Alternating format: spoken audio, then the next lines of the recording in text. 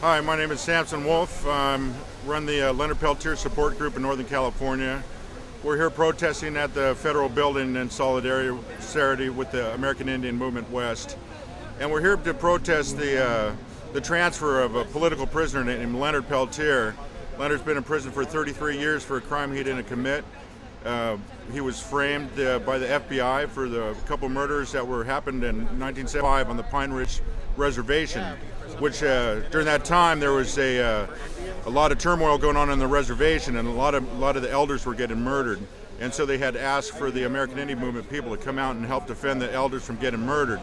Well, Leonard was one of those people that answered the call and showed up to help defend the elders, and they were camped out on the Jumping Bull Ranch in South Dakota on the Pine Ridge Reservation when a black car came in with a couple unidentified men and started to shoot, and they killed a Native American Indian man by the name of Joe Kills-Right Stunts.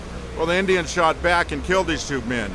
They didn't find out till later that these two men were the FBI, and so they fled because there was a whole contingency of Goon Squad, which was the tribal police at the time, the local sheriffs, the state troopers. They had armored vehicles out, and they considered this camp a compound.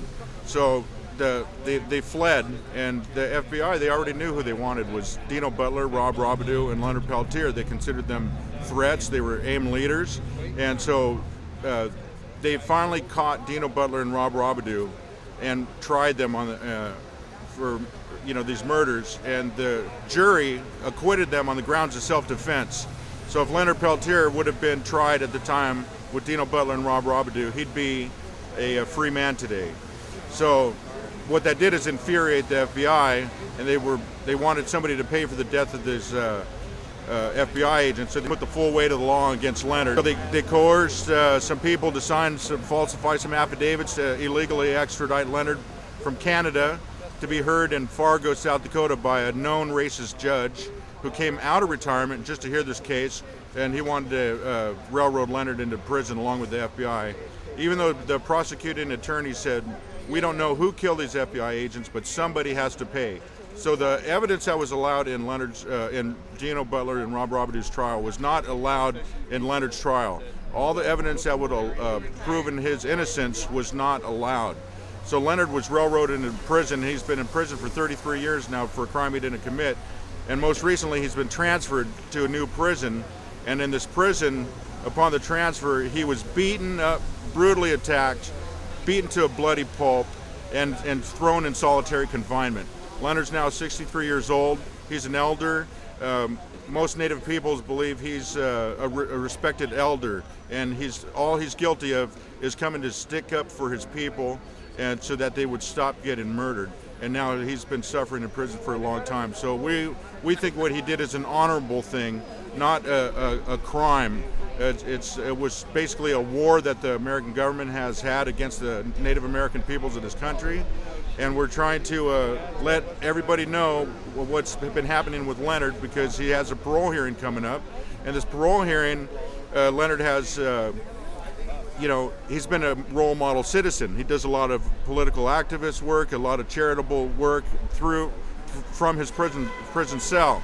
So they're trying to make a bad mark. We believe the FBI set him up to get jumped and beat up, so he will have a mark on his record. So when parole comes up, he'll have a bad mark against him. They'll deny him his parole, like they continually tried to deny Leonard's parole hearing. So we're trying to educate the public now. We're out here protesting in San Francisco at the federal building, and we'll continue to protest until hopefully we can reach the ears of President Obama, and he will be able to help out with a lot of Native American issues, including Leonard Peltier's case. He's been labeled a political prisoner by Amnesty International, and there's whole countries that have been requesting the United States government to free Leonard Peltier, and I myself would like to see Leonard free. This has gone on long enough, and to this day, the FBI has not had to pay for the murder that they committed to Leonard Peltier, and it's the American citizens that have to suffer, because the Ruby Ridge incidents where the FBI killed the men, there was a large millions of dollars paid out to this man for the murder. The FBI murdered his wife and his child. They've also bumbled up the case in Waco, Texas, where the whole group of children were incinerated thanks to the help of the FBI. There's a Freeman and up in Idaho.